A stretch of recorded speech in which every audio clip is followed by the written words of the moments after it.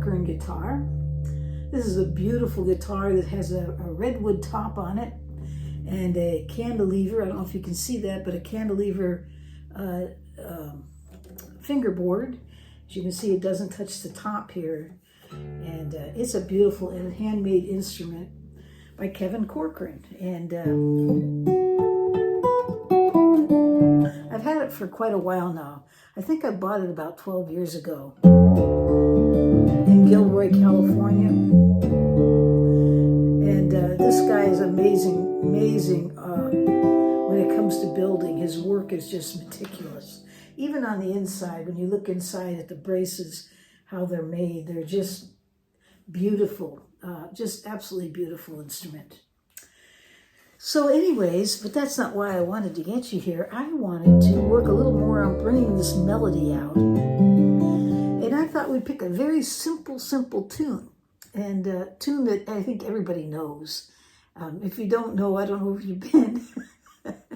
Maybe you're just super young. But if you've been around for any length of time, you've heard this song someplace. If it wasn't in church, it was at a funeral, or perhaps it was around the campfire.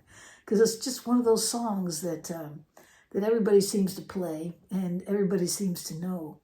And those are great songs to pick, especially because they're super simple, to learn how to bring melody out on your guitar, to pick these types of tunes to start with, because there's so many possibilities.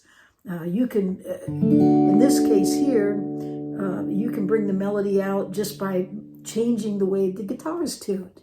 I've got this right here tuned to a low E. It wasn't, or excuse me, a low D. It was an E string, right? I just brought it down so that it now matches the D string, which is your fourth string. They're both the same. And in doing that, when I play in D, which I'm playing this song in D, I can pick that low note and it just brings a depth to that chord. It just sounds awesome. Plus you can bend it and you can pull off on it. It just sounds awesome.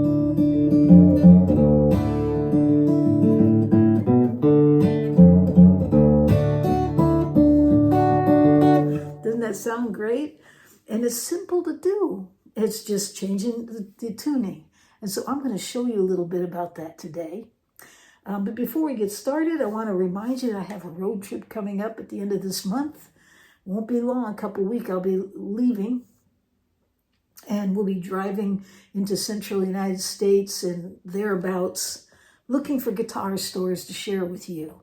So if you know of any, please leave them in the comments where you think I should visit. They have to be small stores. I don't want the big giant corporations like the big warehouses. I want what we call mom and pop shops, or the small privately owned.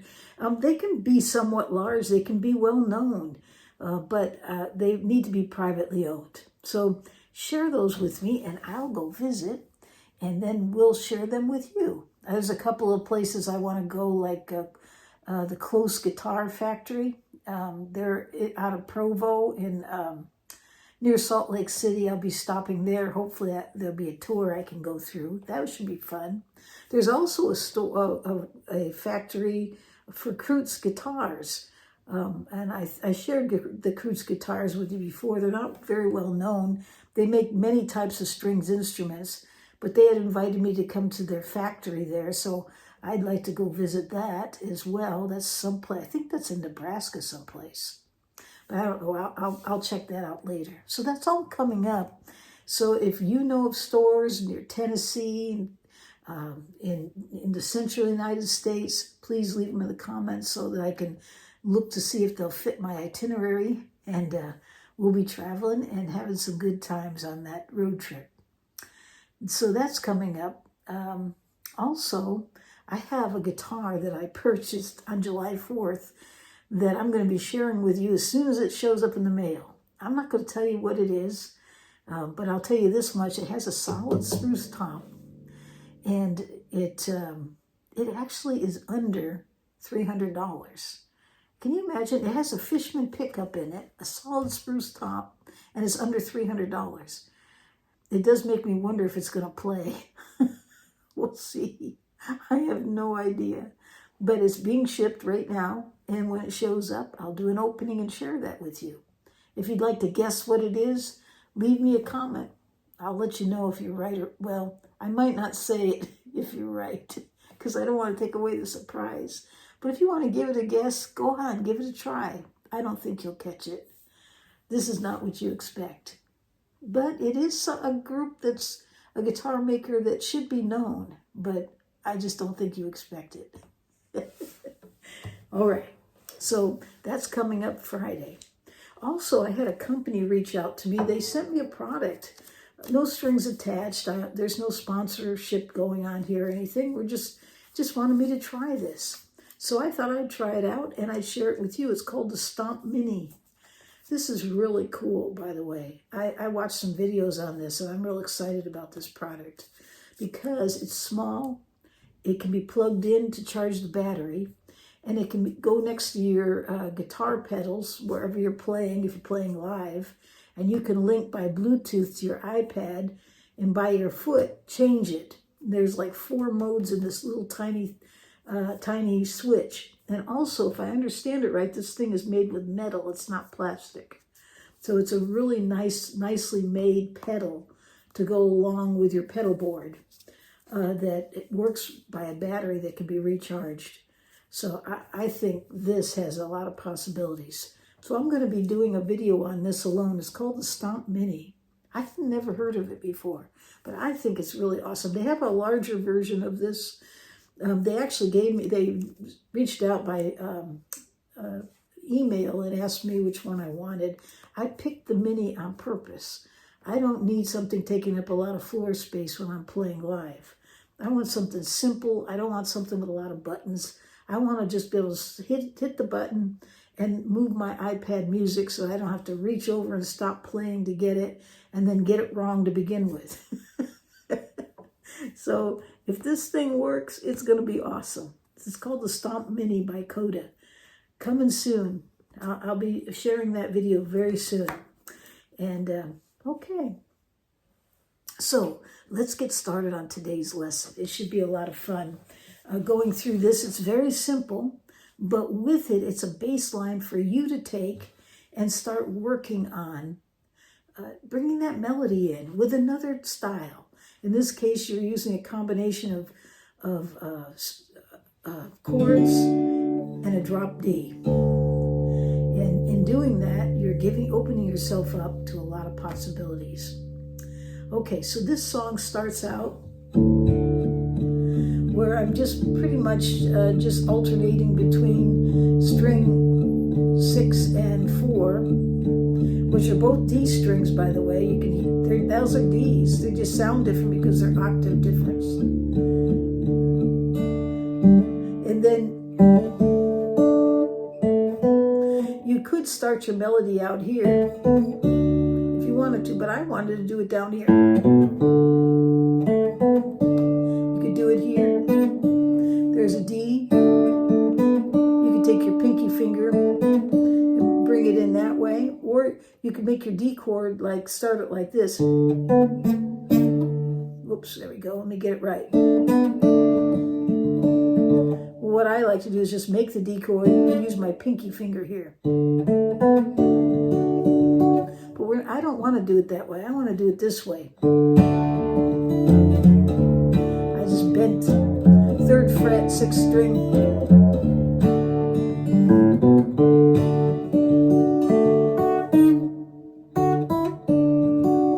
And so then all I do is come over here.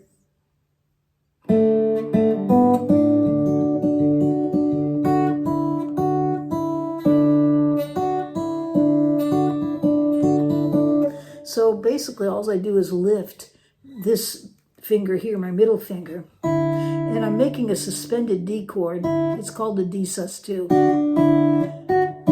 So together, I'm just plucking these 3 fingers are taking care of strings 3, 2, 1.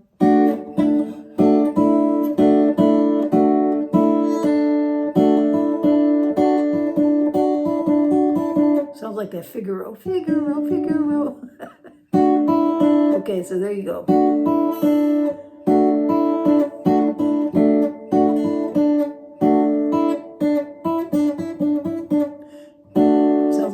had a little lamb too. Mary had a little lamb.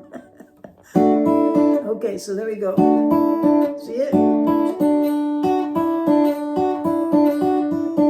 These two fingers, they're plucking strings 1 and 2. So together, all 3, 1 and 2. After I lift the middle finger over here to make the D sus2. Got that? So.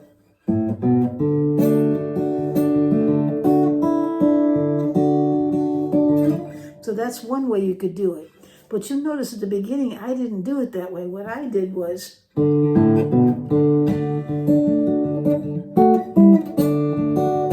so I came up here, and instead of doing this, I did this, where I put my middle finger on the 7th fret, 4th string, and my ring finger is on the 7th fret, 2nd string. And then I just played those 2 notes with the thumb on the 4th string and my middle finger taking care of string 2 like it's supposed to. Right? Back to D. And then emphasize that, that 2nd fret there played in the D string.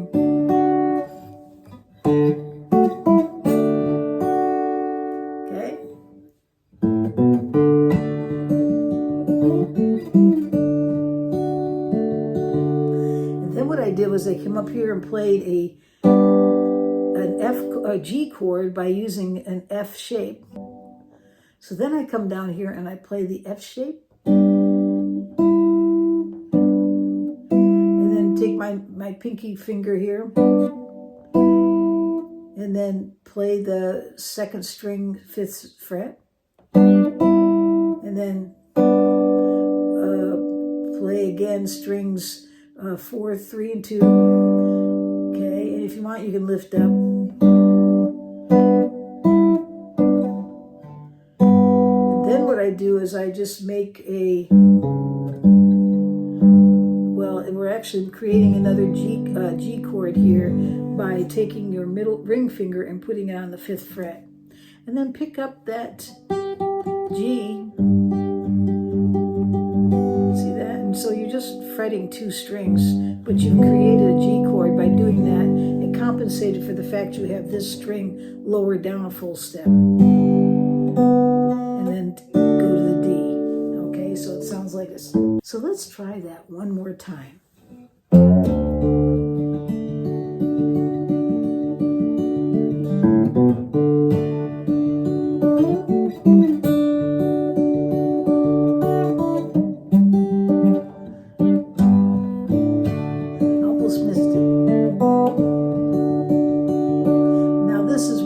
To the D,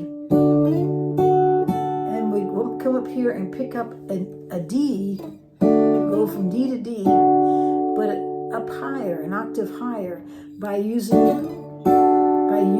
a triad that looks like this, where you take your middle finger, put it on the 3rd string 7th fret, ring finger 2nd string 7th fret, and then your 1st finger is here on the 5th fret, 1st string. And you can pick up the D here, right? Because it's all part of that D chord. Sounds really good. And then come over here and do our 2-finger, where you walk down again with those 2-finger fill-ins. Okay, so now we have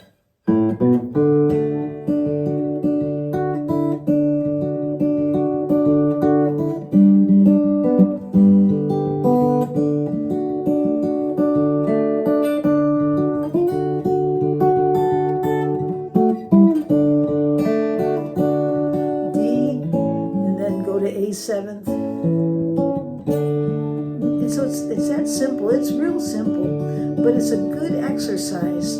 So you can easily pull the tune in by doing different things and explore a little bit. Try different ways to bring that melody out. Like for instance,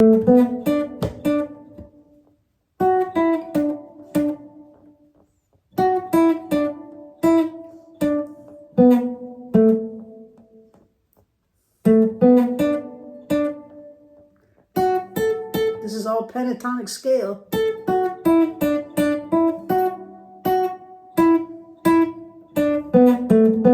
So how does that work? Well, if you're playing solo, you could throw it in there once in a while, but if you've got somebody playing with you, you can play the melody here while they play the chords. And it's simple, and it sounds really, really good. Another thing you could do is you can come up here and find another D where you make the F shape here at the 10th fret. And basically what I'm doing,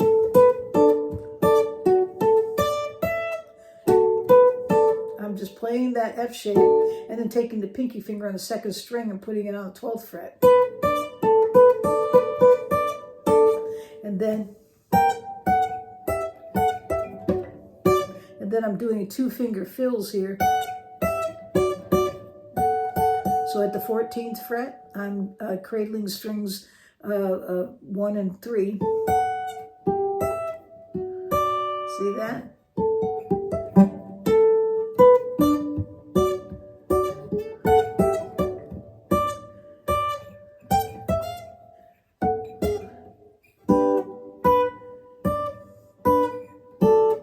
And so I came down here and did a D shape at the 7th fret. And that's actually a G. So you can see there's other things you can do if you've got somebody else playing along with you. But it's taking a simple tune, a super simple tune, and then bringing it forward by using an alternative tuning or using alternative chording in the upper parts of your fingerboard. And I don't know, it's just a lot of fun. There's so many possibilities with that song, but you just need to play around with it.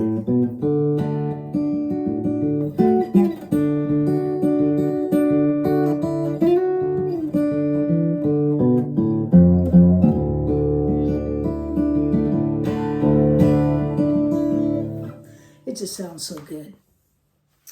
All right. Well, I'm going to leave it right there. And I hope you all have a great day or night wherever you are in this world.